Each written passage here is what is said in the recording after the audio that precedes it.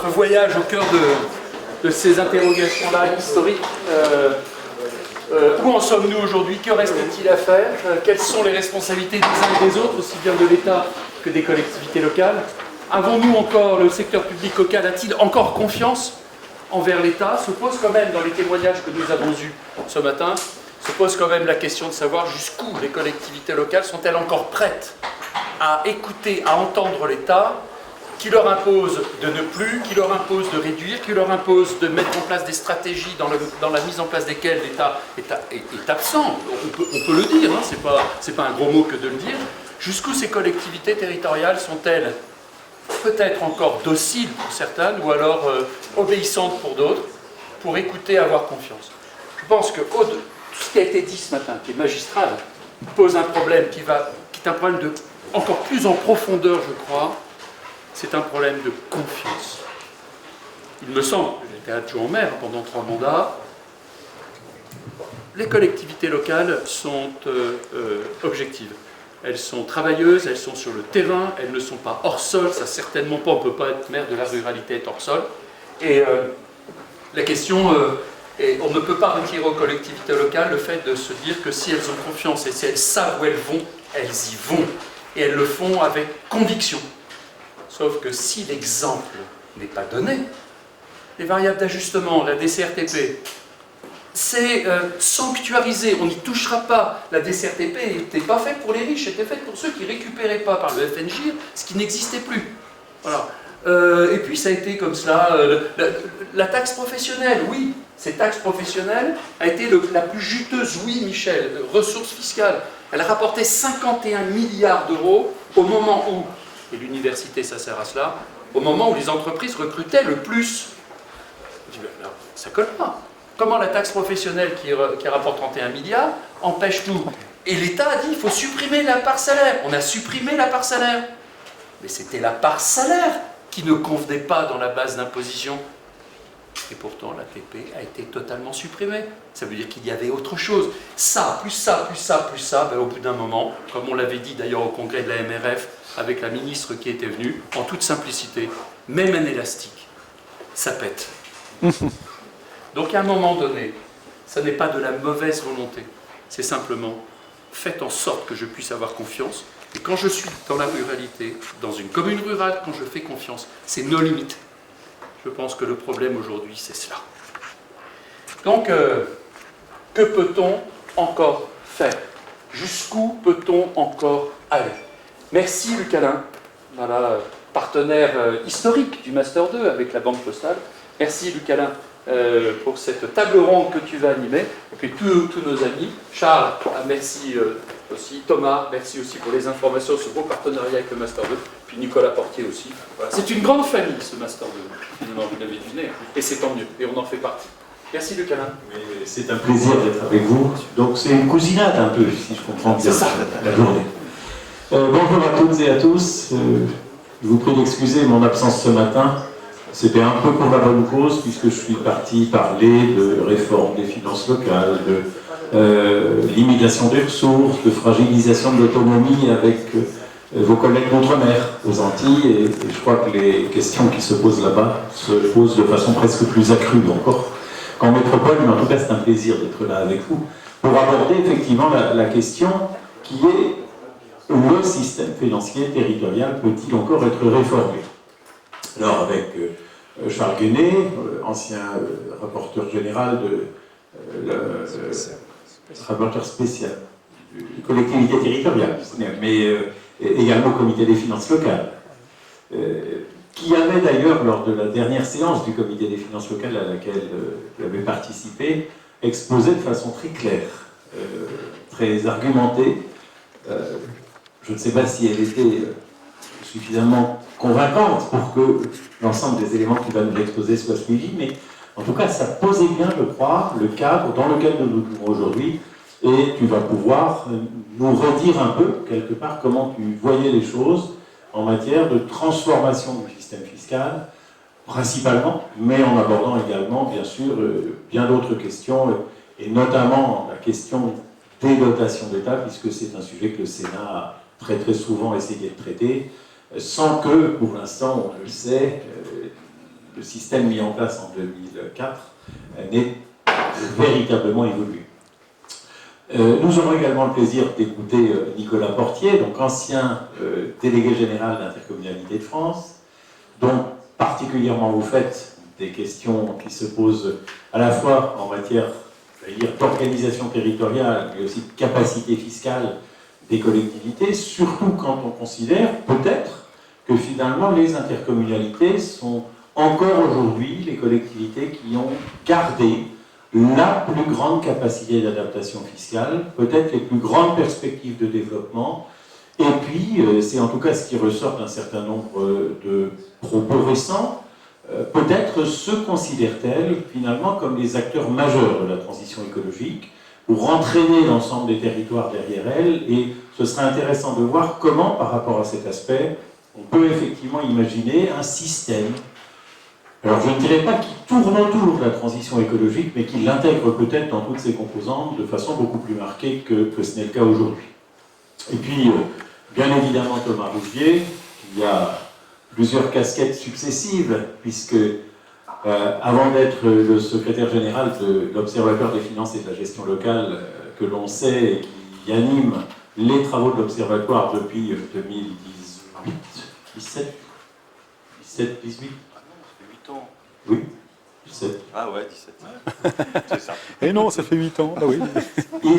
Il avait été directeur des études de la Banque Postale. Il compte très bien, notre... C'est dire que c'est effectivement une position d'observation et d'une observation qui confine à l'action finalement dans ce domaine-là, extrêmement précieuse. Et on évoquera avec toi, si tu le veux bien, à la fois les travaux les plus récents que vous avez pu mener, qui tournent d'ailleurs effectivement aussi autour de la qualité de la péréquation, et puis tous les autres sujets que les rapports annuels de l'Observatoire ont finalement mis en exergue, qu'il s'agisse de la dette, et donc de l'intégration de la vision de la dette dans la trajectoire de redressement des finances publiques, ou d'autres éléments que tu voudras évoquer avec nous. Alors je ne vais pas être beaucoup plus long avant de vous donner la parole, puisque l'essentiel c'est d'abord de vous entendre, et puis ce sera évidemment de permettre à la salle de solliciter la salle pour qu'elle puisse titiller encore davantage nos interlocuteurs. Je rappellerai peut-être simplement quelques éléments. D'abord l'importance du langage. Le rapport de la Cour des comptes, le premier rapport sur les finances locales de la Cour des comptes, rapport annuel, vous savez, il en sort 2, est paru ce matin. Et la synthèse commence par dire les collectivités locales contribuent de façon plus forte au déficit. Alors, c'est toujours intéressant de voir que derrière les termes, en fait, se posent des vraies questions de compréhension. Et rien que l'usage de ce terme-là, que la Cour ensuite, évidemment, adapte en rappelant qu'il s'agit davantage de parler de besoin de financement que de déficit, eh bien, ces termes-là sont des termes suffisamment trompeurs pour que, je pense, quand Patrice parlait de confiance, on ait déjà du mal à la concevoir, à la construire à partir du moment où le vocabulaire n'est pas partagé. Je pense que c'est un élément qu'il faut qu'on ait en tête, d'arriver à mieux admettre, finalement, les éléments terminologiques que l'on emploie quand on parle de finances locales.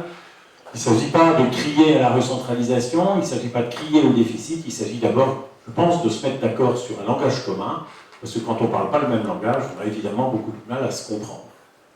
Deuxième élément sur lequel je voudrais simplement insister, c'est qu'on insiste réellement, et je pense que vous l'avez particulièrement bien montré ce matin, à une évolution très très forte qui ne va pas dans le sens de ce que nous avons pu connaître au cours des premières années, premières décennies peut-être de la décentralisation.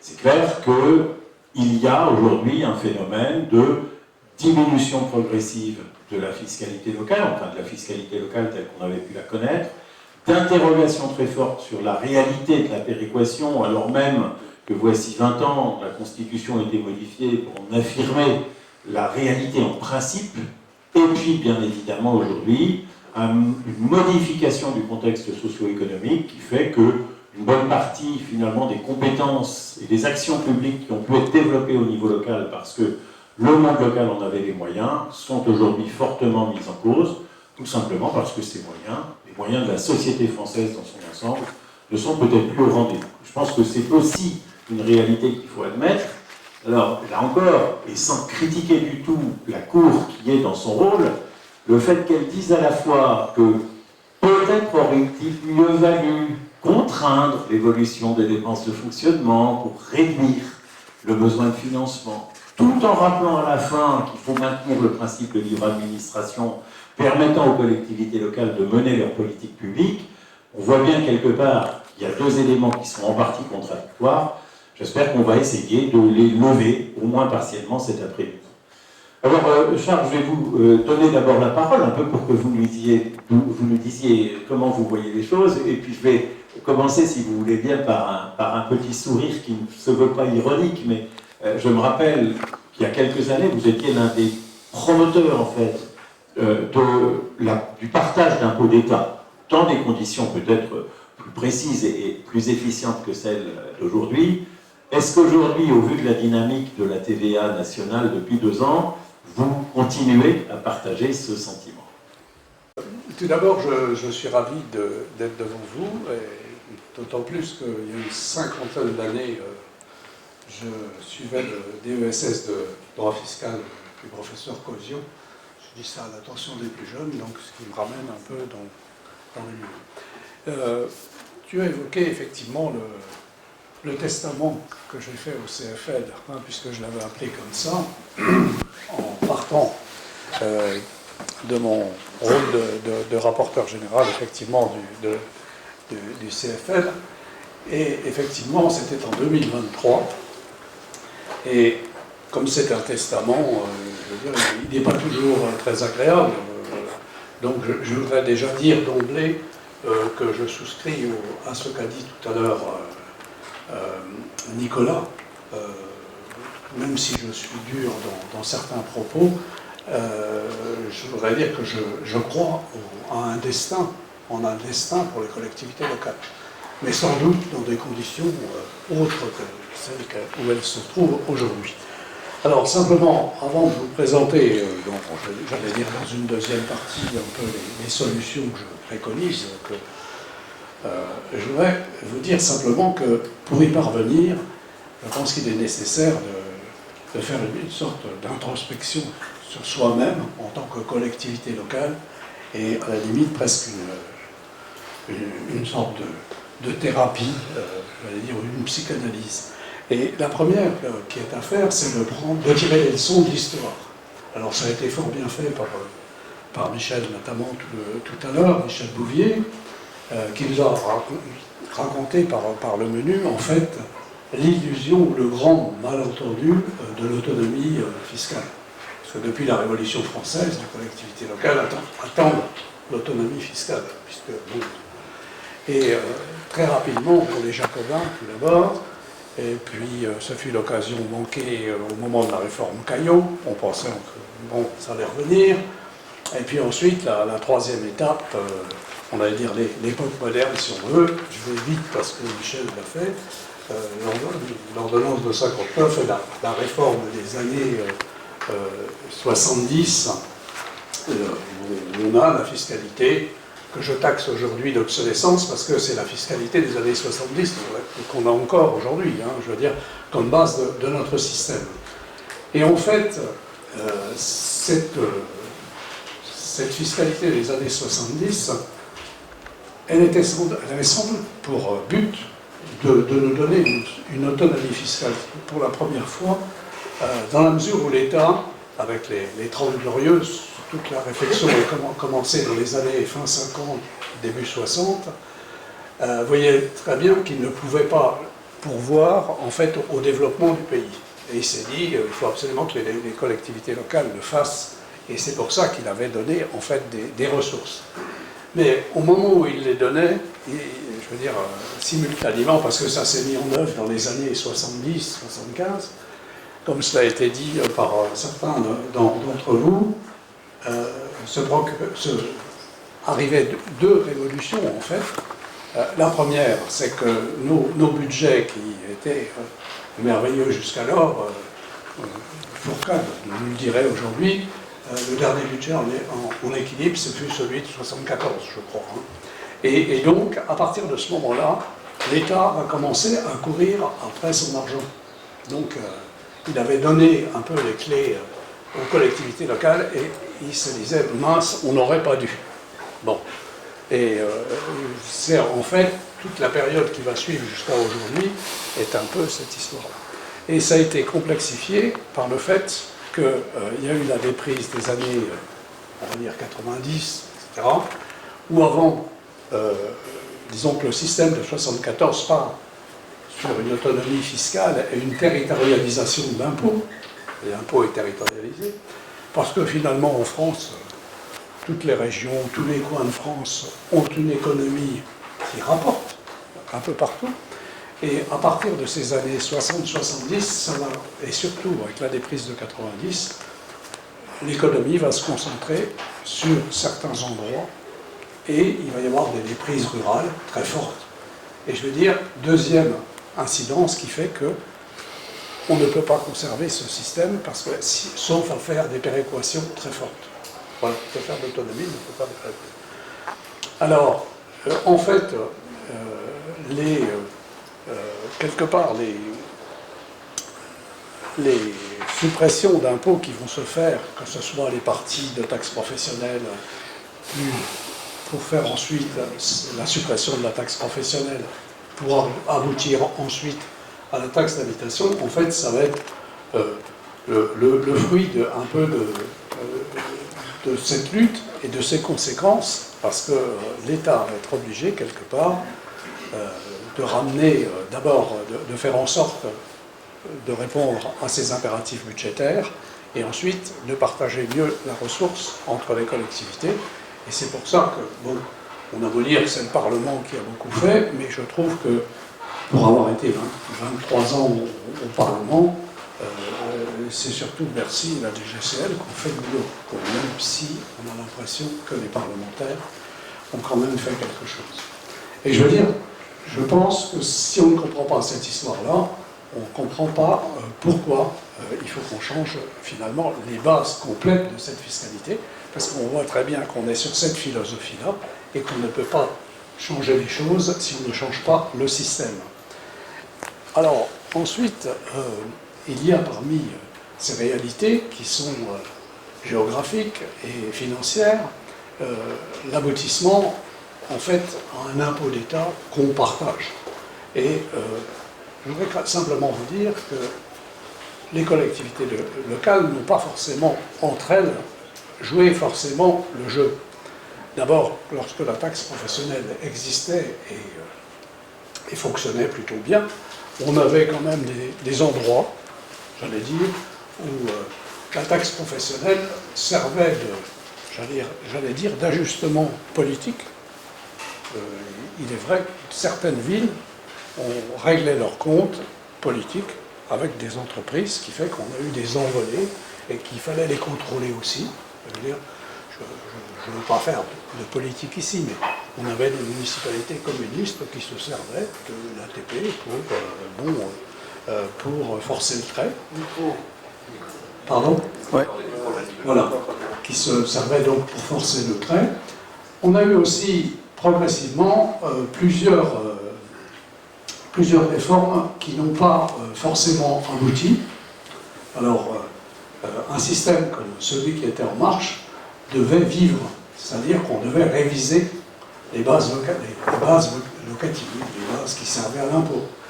Ça a toujours été la croix et la bannière. Et qui s'y opposait, généralement? Les collectivités qui n'y avaient pas intérêt.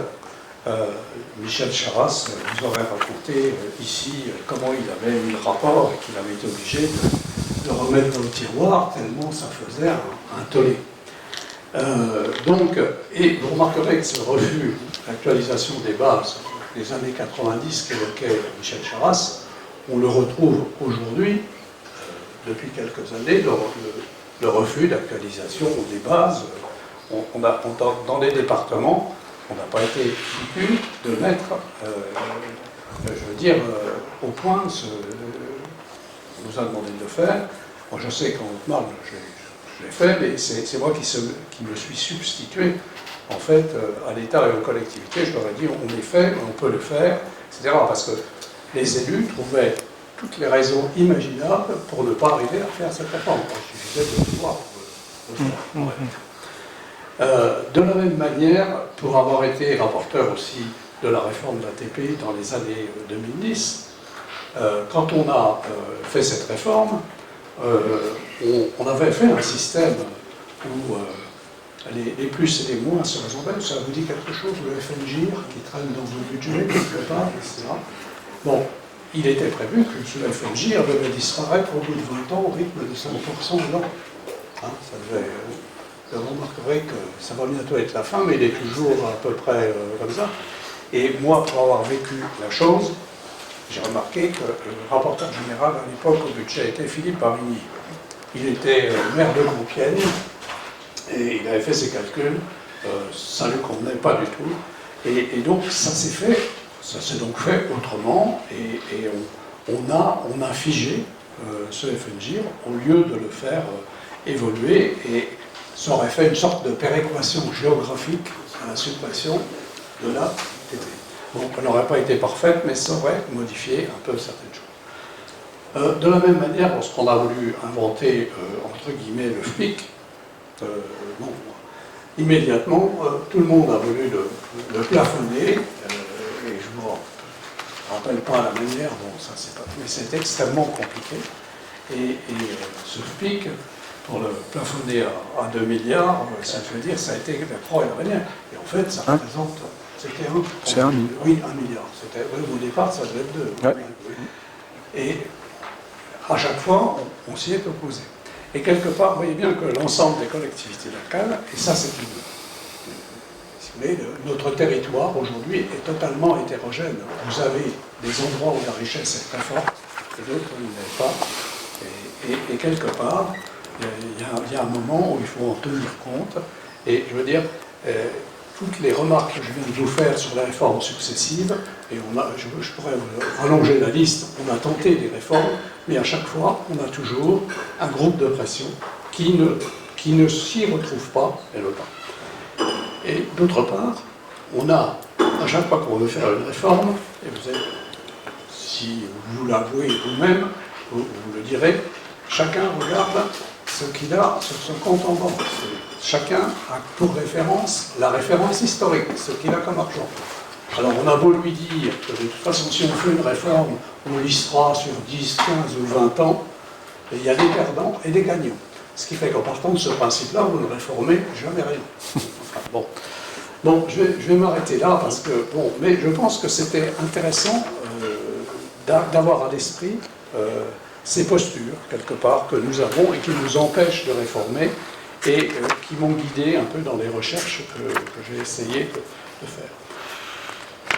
Sur le plan du principe de la réforme que je ferai, hein, si on m'a mis secrétaire d'État, par exemple, je ne sais pas si j'aurais accepté d'ailleurs, parce qu'en réalité, je ne suis pas sûr que les secrétaires d'État aux collectivités locales ont la possibilité d'imposer leur réforme.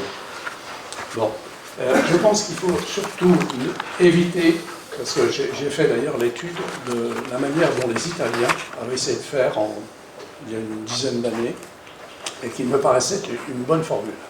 C'est-à-dire repartir, non pas des recettes et des ressources, mais de partir des besoins des territoires. Et les Italiens avaient imaginé un système de standards, c'est-à-dire une école, ça coûte tant, 2 écoles, ça coûte tant, etc. Tel service, ça coûte tant, etc., etc. Et donc, ils ont imaginé des standards qu'ils ont mis en place. D'ailleurs, ils ont pris des cabinets qui ont travaillé avec le ministère de l'Intérieur pour mettre tout ça en place. Ça a pris un certain nombre d'années. Et je crois que c'est une solution intéressante. Mais lorsque on est rentré d'Italie et d'Autriche avec Claude Reynolds et qu'on a exposé ça à nos collègues, ils nous ont dit « mais ça va être embêtant ça, parce que tout le monde va comparer la qualité du service, on a la même somme pour le faire. Et ça, les élus ne veulent pas non plus qu'on compare la qualité du service. Ils ont leurs ressources, ils se débrouillent, ils ne veulent pas qu'on compare. Et je pense que c'est une des solutions qu'il nous faudrait. Alors bien sûr, ça ne veut pas dire qu'il faut que chaque collectivité ait au centime près la même chose. Mais je veux dire, il faut qu'on parte sur des bases qui sont comme cela. Et parce que ce que je pense, vous aurez forcément à partager des ressources nationales, parce qu'on voit très bien qu'à part le bloc communal qui a un peu les impôts, les impôts du foncier, je veux dire, il n'y a plus d'impôts local et territorialisé. Donc je pense qu'il faut partager sur des bases comme cela, et bien sûr avoir un système de péréquation. Mais ce système de péréquation, il sert uniquement à doter les territoires en déprise ou les territoires en dynamique. Parce que vous avez les deux cas. Vous avez des territoires qui développent de trop et d'autres qui sont en déprise et qui doivent le faire. Alors, cette philosophie imposerait quand même deux éléments. Une évolution territoriale, parce que vous ne pouvez pas comparer, je veux dire, les standards et les besoins des territoires lorsqu'ils n'ont pas les mêmes compétences. Si vous faites ça sur 35 000 communes, ça va être difficile. Si vous faites ça sur 1250 entités, c'est quand même plus facile. Bon, les Italiens avaient quand même essayé de se regrouper un peu plus facilement. Et quand je dis ça, je vois très bien que bon, les partisans de la commune et les adversaires de l'intercommunalité vont se retrouver en disant qu'est-ce qu'il est en train de nous faire. Ben, je veux dire, on peut très bien avoir ce genre de choses et faire en sorte que sur les territoires, je veux dire les intercommunalités, on pourrait raisonner aussi de la même manière pour les départements et les régions, mais c'est un peu différent. Mais pour le bloc communal, on pourrait très bien dire où les gens sur le terrain sont capables d'effectuer ce partage, puisqu'ils ont leurs compétences, c'est assez simple, ou sinon, on trouve des formules soit légales, soit des arbitrages type association d'élus ou préfecture qui viennent arbitrer lorsque ça ne fonctionne pas. Et je pense que ce serait sans doute...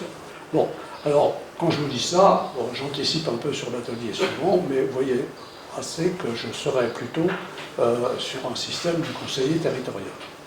Et enfin, pour terminer, dans cet aspect-là, je pense que ce système-là ne fonctionne pas si vous n'avez pas un espace de travail, ou comment dirais-je, un lieu de pilotage et de décision pour cet ensemble.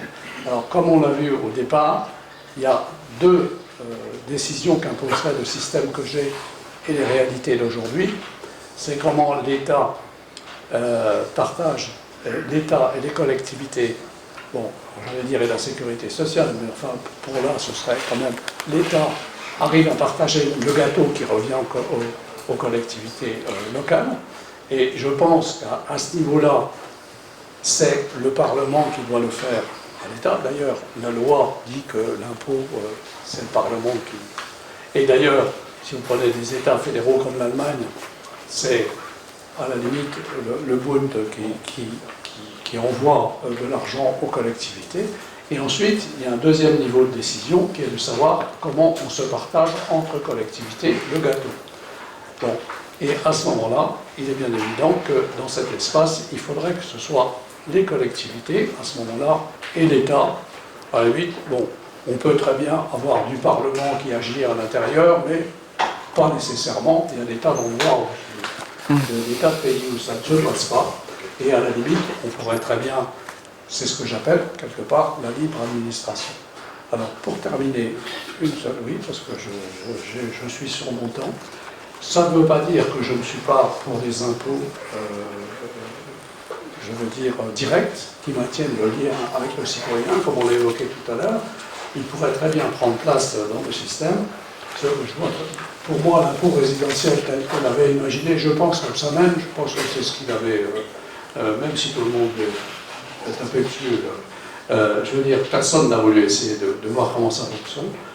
Je pense que c'est possible, mais ça peut être un impôt relativement simple et qui pourrait être pris à la marge pour que ce lien reste entre le citoyen. Voilà, j'ai essayé d'être rapide, pas assez, mais voilà. Je n'ai pas répondu à ma question. Non, je la reposerai tout à l'heure. D'accord. Merci beaucoup. Si j'étais caricatural, je veux bien vous entendre, vous êtes vraiment jacobin. Parce que reconnaître ou considérer que finalement les collectivités locales ne sont pas capables, enfin, c'est comme ça que je l'entends, de réformer elles-mêmes le système, que les collectivités locales sont figées sur leur historique et que donc on ne peut rien changer à cet égard, Et de ce fait, implicitement, considérer que si quelqu'un doit décider, il faut bien que ce soit l'État, parce qu'on n'imagine pas que ce soit les collectivités. On en discutera tout à l'heure. Hein. J'ai dit que j'étais un peu caricatural. Mais ça montre bien, me semble-t-il, en fait, la difficulté d'un système dans lequel on a une gouvernance en matière de finances publiques qui est aujourd'hui inorganisée. Alors il y a un élément quand même significatif dans ce que tu as dit, en parlant de la difficulté de réformer un 35 000 et de la plus grande facilité à le faire à 1200, c'est que finalement l'intercommunalité est peut-être aujourd'hui l'espace de solution du système. Donc le mieux c'est d'entendre quelqu'un qui l'a vécu et qui continue à l'observer, à la fois sur le plan de ce qu'est la fiscalité intercommunale, de ce qu'est l'organisation même des finances intercommunales et du rôle des intercommunalités aujourd'hui au regard des exigences, et j'ai cité notamment la transition écologique. Nicolas, comment est-ce que toi tu verrais les choses? Est-ce que tu penses que par exemple il faudrait topper la fiscalité intercommunale en la modifiant, en la ciblant davantage éventuellement, comme c'est le cas du versement mobilité ou de la taxe d'enlèvement des ordures ménagères ou d'autres impôts de ce genre? Et finalement, est-ce que c'est pas vers ça qu'il faut tendre, puisque par exemple le mouvement des communes nouvelles, il y a eu une réelle audience, enfin, il s'est quand même arrêté un peu en chemin. Est-ce qu'il ne faut pas pousser les feux dans le sens d'une intercommunalité encore beaucoup plus significative? Merci. Oui, je pense que par rapport à l'intitulé de la table ronde et les propos de Charles, je pense que est-ce que la réforme est impossible? La réforme, elle est permanente. Donc la question n'est pas celle-là, à mon avis. La question, c'est elle est possible. La question, c'est ce qu'on fait les bonnes. Et à pas faire les bonnes réformes en temps en heure, on en fait des mauvaises. Type la TH, qu'on a justifié par l'obsolescence des valeurs locatives, qui, bien sûr, comme ça a été très justement dit ce matin, ne concerne pas que la TH, parce que si on doit supprimer tout ce qui est sur les valeurs locatives, ça fait beaucoup de monde au portillon. Hein. Et ça fait des dizaines de milliards à compenser. Et alors après, évidemment, on va se retrouver dans les creusements des déficits, parce que l'État va être obligé de nous donner de la TVA en plus. Il nous a déjà donné 50 milliards aux collectivités. Alors bien sûr, il est dans le rouge. Et après, il va dire aux collectivités, c'est votre faute. C'est parce qu'il y a eu des grandes décisions politiques, et là, il faut sortir de l'abstraction de l'État. C'est des décisions éminemment politiques, à la veille de présidentielle, où on sacrifie de la fiscalité. Et là, on n'est pas capable de baisser notre train de vie, mais on baisse les recettes. Et donc, reste les dettes. Et j'ai vécu 3 épisodes comme ça, donc je suis un traumatisé de tout ça. Mais les réformes, on sait les faire. La question, c'est ce qu'on sait faire les bonnes. Parfois, on en fait des pas mauvaises. Charles s'en souvient, parce que je pense qu'on avait été un peu ensemble à réfléchir et à dire, bon, à un moment donné, quand même, c'était pas responsabilisant d'avoir des collectivités qui votaient toutes des taux sur les mêmes impôts. Donc je suis très triste que les 4 vieilles, il n'y en a plus que 2. Donc les bases fondatrices de la décentralisation, mais quand tous les niveaux, y compris dans l'intercommunalité, il y avait des taux additionnels, c'était inflationniste, déresponsabilisant. Donc ce qu'on avait fait, c'était on avait orienté le tir sur spécialiser les niveaux. C'est pas les mêmes métiers. L'État ne fait pas la même chose que le bloc communal. Le bloc communal, il est proche des citoyens, il a les engueulades, il est très divers, avec les petites communes, les grandes communes de le président Fournier. Il y a les débats de charge de centralité, l'État n'a pas les ordinateurs pour savoir comment les choses sont justement réparties. Seule la délibération locale permet d'arriver à faire progresser un peu de justice, et après on arrive à faire un peu de moyenne qui a du sens entre bassins de vie, et encore, on retrouve les débats, est-ce que les grandes métropoles ont plus de besoins que l'agglomération de Châlons, ou que la communauté de communes de Nuit-Saint-Georges, c'est déjà compliqué. Département-région, on voit mieux l'homogénéité des compétences, et puis les départements et les régions sont dans une capacité de négocier à l'euro près les compétences qu'ils ont, les lycées, les collèges, les routes, etc. Voilà, c'est quand même des grands cadors de la politique. Et donc on s'était dit, bon voilà, les impôts partagés à cette échelle-là, et c'est pour ça qu'en comparaison avec l'Allemagne, est valable un moment, mais c'est toujours avec les Länder, mais les Länder ils siègent au Bundesrat. Donc on ne peut pas vouloir un État fédéral et être aussi vertical que nous, aussi césarien dans notre structure. Voilà. Donc on ne peut pas tout dire et son contraire. Donc les Allemands, ils ont une gouvernance fédérale. Nous, on n'est pas du tout une gouvernance fédérale. Donc il ne faut pas raconter des histoires. Déjà, faire en sorte qu'il y ait une conférence État-région serait bien, elle est assez manquante. Mais disons qu'un cas, département-région, arrive quand même à négocier avec... voilà, j'ai un ami qui a renégocié la recentralisation du RSA de Seine-Saint-Denis, parce que c'est de la dépense très prescrite par l'État, etc. Le bloc communal, il doit avoir son autonomie, il faut la garantir, et il a quand même souffert, mais en même temps, il a récupéré des choses. Parce que dans la différenciation, bien sûr, on a perdu la TH, mais personne ne l'a dit, il faut être honnête, il a récupéré toute la taxe foncière. Bon. Et ça, de grâce, il faut la sanctuariser très très vite. Donc il faut en moderniser les valeurs locatives, sinon ça sera bande de recom par rapport à la taxe d'habitation. On nous racontera, et c'est un scandale. Parce que le problème de l'échec de 90, il y a que 20 ans d'âge, les valeurs locatives. Maintenant, on est à 55 ans d'âge. Les inégalités, les iniquités des valeurs locatives n'ont fait que s'accroître. Et derrière la taxe foncière, vous avez la TOM qui est là-dessus. Il y a la CFE, puis maintenant on a remis la taxe GEMAPI dessus. Bon. Et en même temps, il y a du sens sur les valeurs locatives et sur le foncier. D'abord, parce que le foncier, c'est la richesse du pays. Le pays qui a plus de sa richesse en stock, en patrimoine, dans les valeurs immobilières. Ces valeurs immobilières vont être confrontées à des enjeux, elles sont valorisées par les équipements, les services publics, les transports urbains, les routes, etc. Donc c'est normal qu'il y ait un dividende pour financer l'investissement local et il y a un cercle vertueux que tous les concitoyens comprennent. Si bien sûr ces valeurs locatives sont justes. Donc là, il faut bien sûr protéger, et c'est surtout au niveau local, parce que quand les départements, qui étaient mal compensés par l'État sur le social, venaient augmenter comme des brutes les taux de foncier, les citoyens, ils imputaient ça aux maires. Vous alliez demander à l'Union nationale des propriétaires immobiliers, etc. Donc il y avait un problème de traçabilité de la responsabilité. Donc d'avoir redescendu le foncier dans la réforme de l'ATH sur le bloc communal, c'est bien. Maintenant, je te réponds sur la question, le partage. Le partage est sous-optimal. Moi, je pense, et je le dis au président Fournier, qu'il fallait donner de la TVA aux communes. Parce que même des communes qui sont en décroissance démographique, en TVA, elles avaient une garantie de croissance. En revanche, quand on va commencer à fermer, et on est dans la fermeture, s'il y a une garantie quand même de stabilité, de croissance plus ou moins forte, mais la consommation ne va pas baisser de 10%. En revanche, il y a des territoires où les maisons vont fermer. Voilà, on est entré dans l'hiver démographique. Les écoles vont fermer, etc. On a des coûts fixes qui vont être très durs à entretenir. C'est des charges de copropriété, j'en parlais à François Ecal, qui vont être très dures à financer sur de moins en moins d'habitants. La déprise démographique gagne maintenant une commune sur deux. Il y a une quinzaine d'années, on avait 4-5 départements qui perdaient la population. Maintenant, on en a un tiers. Voilà. Donc il faut arriver à trouver quand même pour ces territoires-là des recettes quand même stabilisatrices. Et dans la redescente de la taxe foncière, je continue d'être très critique sur ce qui a été choisi, il aurait fallu mieux partager dans le bloc communal et au moins donner la liberté aux élus de partager intelligemment le mix de compensation de l'ATH. Bon. Donc de toute façon, il faut solidariser communes et intercommunalités, sinon c'est... Alors déjà, on avait spécialisé avec la TPU, ça a été une grande réussite pour éviter la guerre entre les communes, mais on avait respécialisé trop fortement l'intercommunalité sur le seul impôt économique, ce qui posait des problèmes au territoire, car il n'y avait pas de dynamisme économique. Et donc après, on était retourné sur finalement un pianotage sur l'ensemble des impôts. Il faut trouver des pactes financiers et fiscaux équivalents, qui sont un peu sur mesure par territoire. Dans certains territoires, c'est l'impôt résidentiel qui est dynamique, et il n'y a rien sur l'impôt économique, dans d'autres, c'est le contraire. Bon. Alors maintenant, ça c'est la descente. Et maintenant, j'arrive sur les sujets de transition écologique. C'est qu'il ne faut pas oublier que dans le bloc communal, c'est de lui dont on parle beaucoup. Je pense que financer le département et les régions, c'est pas très compliqué. Après, il faut voir si on leur donne un pouvoir fiscal autonome. Je pense qu'il faudrait quand même arriver à trouver quelque chose. Pas les droits de mutation pour les départements, ça n'a pas de sens avec leurs compétences et c'est même totalement contradictoire parce qu'ils augmentent en période où les dépenses des départements baissent et quand les dépenses des départements, notamment sociales, augmentent. Et des MTO sont souvent à la baisse, donc c'est plutôt fait pour des collectivités investisseuses, les droits de mutation.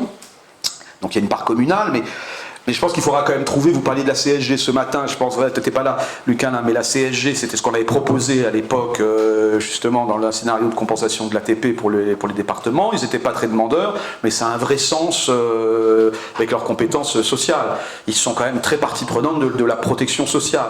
Alors si c'est pas ça, ça peut être une fraction revenu. Alors le revenu, le problème, c'est que c'est un impôt progressif. Donc les départements très pauvres comme la Seine-Saint-Denis, il y a des ménages exonérés. Alors, ça ne va pas vous faire... En revanche, le 9-2, oui, ça va cracher.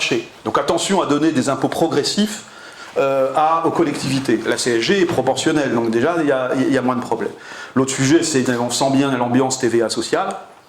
Donc s'il y a une nouvelle fraction de TVA, de toute façon l'État est rentré là-dedans, c'est à mon avis là, ça n'aura pas un pouvoir de taux au département. Maintenant je vais revenir sur le bloc communal, c'est là où beaucoup de choses, tout le monde en a conscience, aidé par d'autres niveaux, n'oublions pas que le bloc communal, il est largement solvabilisé grâce au soutien des autres. Et c'est là où dans la dépense publique, il faut regarder le circuit. L'État, ses agences, les régions, elles financent énormément autrui. La forme pro, l'université, les entreprises et le bloc communal. Département beaucoup historiquement, de moins en moins. Mais le bloc communal reçoit, c'est le récipiendaire de tas de dépenses des autres. C'est pour ça qu'il faut penser le circuit de la dépense, hein, et pas uniquement les dépenses additionnées comme ça. Alors maintenant, le bloc communal, d'abord il reçoit, parce que c'est l'investisseur, c'est le maître d'ouvrage, sur beaucoup de choses, dans la moitié de la commande publique, etc. Et puis il est au cœur des transitions écologiques, sur les transports urbains, sur les patrimoines à protéger du réchauffement climatique, sur les réseaux techniques, sur le gros de la voirie, on dit toujours le département, les écoles, les bâtiments publics, etc. Donc il faut trouver des mécanismes vertueux. Il ne pourra pas tous financer sur l'impôt local. Il y a beaucoup d'impôts locaux. Il y a la taxe foncière dont on a dit, le sens, qui est l'élément maître du système, et quel est l'impôt direct, qu'il faut rendre intelligent. Je reviendrai très rapidement sur comment faire revivre un impôt résidentiel, un impôt de locataire en quelque sorte, dans les impôts fonciers. Et puis il y a la fiscalité affectée. Ce qu'on voit bien depuis quelques années, c'est que finalement, on bride les élus eux-mêmes, déjà, sont quand même prudents sur les impositions directes. On a couvert des besoins, on est monté au taquet, voire au-delà, sur les impositions affectées. Je dis souvent que la TOM, c'est devenu une mini-TH, taxe dans les ventes des ordures ménagères. Et là, c'est répercuté sur le locataire. Donc on a déjà une TH qui s'appelle la taxe dans les ventes des ordures ménagères, valeur locative, etc. Et elle coûte cher, et elle est augmentée en ce moment avec la fiscalité nationale qui s'abat sur elle, TGAP, dans la trajectoire, et c'est une petite taxe carbone pour les collectivités. Donc on est obligé de suivre, de couvrir avec une TOM qui progresse, alors que les ménages ont demandé de faire des efforts de baisse des consommations, et c'est un vrai sujet. Autre impôt vert, versement mobilité, qui est maintenant à nouveau mis en concurrence avec les régions, c'est très malsain, je le dis. On était sorti de ces concurrences sur les taux entre niveaux, on revient avec ça, pour un très faible rendement pour les régions. Donc c'est une mauvaise réponse, c'est là on a fait de la réforme, mais c'est de la mauvaise réforme. Donc versement mobilité, et puis bien sûr eau assainissement, où on a une équation compliquée sur le financement des coûts fixes. 1 million de linéaires de réseaux d'assainissement, d'eau, fuite partout dans les tuyaux, on a de la dette grise partout, donc il faut beaucoup investir. Donc tout ça, c'est quand même beaucoup plus que ce qui est comptabilisé dans le travail que tu as fait avec I4C, sur les investissements, si tu prends le périmètre large des transitions, les réseaux techniques, et puis on peut par extension dire aussi le réseau dont les communes sont propriétaires, c'est les réseaux électriques. Enedis, bon heureusement c'est pas financé sur l'impôt local, mais Enedis va mettre 100 milliards d'investissements sur le réseau, c'est le vôtre, hein. Je parle aux élus, c'est votre réseau, voilà. Alors c'est financé ça par l'usager final, hein, ça se répercute par le TURP. Mais tout ça, si vous voulez, ces financements essentiels qui sont pour moi, pour ça que je rigolais tout à l'heure sur l'investissement local, les ronds-points, etc., les gros sujets, les gros patrimoines, les gros actifs, où on avait une bonne signature du site France dans son attractivité, de la qualité de nos infras, moi je le vois se dégrader assez vite. Donc là, il faut remettre le paquet, c'est pas le moment de repartir vers une décennie noire de sous-investissement sur tous ces grands patrimoines. Et arrive le changement climatique, le dysfonctionnement du ferroviaire, des problèmes sur les réseaux énergétiques, vous avez vu ce qui s'est passé en Espagne. Donc il faut quand même être très sérieux sur ces sujets-là et il faut le financer. Alors je finis juste sur un point, parce que je suis bavard, c'est pas nouveau ça, je vais essayer de me réformer, mais c'est sur la dissociation dans le paquet de recettes. Moi je ne crois pas à des nouvelles recettes qu'on va créer, des nouveaux impôts, dans l'ambiance qu'on va... En revanche, dedans la fiscalité. La taxe foncière, on peut la répercuter sur l'usager dans le commerce. Hein ? Moi je ne crois pas à la durabilité de la double taxe foncière des entreprises, sur les locaux professionnels. Ça fait longtemps, depuis qu'on a supprimé la TH, on a déséquilibré le système. Il y avait une taxe d'usage, une taxe de résidence pour les ménages, et il y avait la même chose pour les entreprises. Maintenant, je l'entends, au MEDEF, etc. Pourquoi nous, on en paye deux ? Donc je pense que l'avenir, c'est dans la taxe foncière, on y avait pensé, même dans l'affectation entre communes et intercommunalités, pouvoir pianoter différemment, c'est distinguer les deux supports, en fonction de la destination. D'ailleurs, on a réformé les locaux U, parce qu'ils n'étaient pas révisés, eux, contrairement aux autres locaux. Donc il y a eu ce débat, on avait trouvé un système, même Laurent Martel est redevenu directeur de la législation fiscale, mais pour que les locaux industriels soient moins taxés. Et je pense que c'était un bon deal pour la réindustrialisation. Voilà. Et il y a l'intégrèvement où l'État un peu subventionne, si vous voulez, l'implantation d'industrie, les industriels payent moins, mais les collectivités sont censées, et il faut être très vigilant sur ce qui a été dit, à ce que ça reste une logique de dégrèvement. Et il y a le risque de ce qu'a évoqué Michel, c'est que ça devienne une DCRTP bis. Mais ça serait calamiteux, parce qu'il faut garder l'incitation des territoires à accueillir de l'industrie. Mais je pense que le foncier bâti locaux pro, on dit souvent un impôt ménage, c'est faux, c'est un impôt qui repose sur les locaux, etc. À mon avis, il faudra à un moment donné le séparer. Et l'impôt résidentiel, le foncier résidentiel, alors soit c'est national, soit c'est à la discrétion des collectivités, mais pouvoir donner un signal prix aux locataires. Le propriétaire peut répercuter, sensibiliser le résident, son locataire, à une augmentation du taux d'imposition de la collectivité, sans attendre le renouvellement du bail, etc. Donc c'est une piste, hein, je mets en débat, mais je pense que dans le foncier bâti qui s'applique aux résidences, on pourrait mieux, en effet, recréer le lien direct que ce soit un propriétaire occupant ou que ce soit un locataire, que le locataire ne soit pas insensibilisé à l'augmentation de la fiscalité foncière. Voilà. Tom Gis, quoi. Et dernier point sur la fiscalité, parce que j'ai semi-répondu sur les questions de financement, je pense que l'avenir aussi dans une décentralisation de confiance, on joue à se faire peur de temps en temps, essayons de ne pas diaboliser l'État tout le temps, soyons d'abord, il y a des gens qui sont assez amis des collectivités, à la DGCL, il y a un travail gigantesque qui est fait, il y a des mauvais moments, il y a aussi parfois de qui on parle, les fonctionnaires, des ministres, il y en a qui sont jacobins, d'autres beaucoup moins. Ce qui est vrai, ce qui a beaucoup changé et dégradé les relations, je finis là-dessus, c'est qu'on a eu dans le même coup une nouvelle majorité un peu disruptive en 2017, qui sortait pas de partis politiques, qui avait des tas d'ancrages historiques dans les partis, dans les collectivités, etc., au moment où on dissociait les mandats, où il n'y avait plus de cumul de mandats. Donc par rapport à l'époque où il y avait plusieurs centaines de députés ou de sénateurs-maires au Parlement, je veux dire, c'était pas les mêmes choses au CFL quand voilà, vous aviez des gens qui regardaient dans leur collectivité, qui étaient même les majorités avaient peur de leurs troupes parlementaires. Bon, hein, quand on était dans le jacobinisme apprivoisé du Centre de sociologie des organisations, c'est-à-dire que voilà, vous aviez le local était au Parlement. Bon, ça on l'a plus, donc il faut repenser les relations à haut niveau entre les collectivités, se prendre un peu au sérieux. Mais après l'État, n'oubliez pas quand même la Covid, on a déjà oublié, mais il a quand même fait un chèque sur toutes les pertes de recettes des collectivités. Puis encore, on s'est roulé par terre, il n'y a pas assez, etc. Mais le rôle assurantiel de l'État est quand même énorme en France, énorme. Tout le monde n'a pas cette chance-là. Donc essayons d'être juste dans l'analyse et le diagnostic. Et sur la transition, c'est la même chose.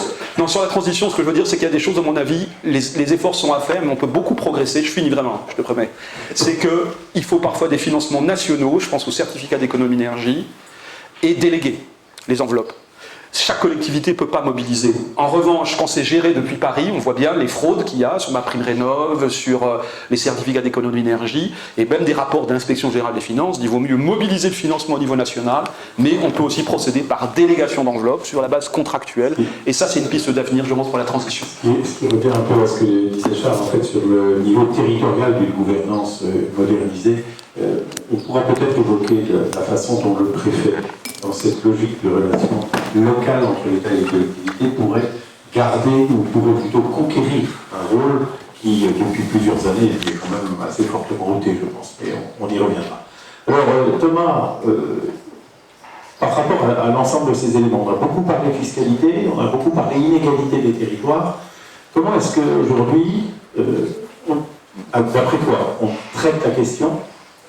Je pense, parce que tu vas dire, peut-être que tu trouves qu'on la traite bien, mais quelles sont les pistes en fait d'observation qu'on a aujourd'hui et qu'est-ce qui pourrait, de façon plus ou moins consensuelle, être finalement envisagé?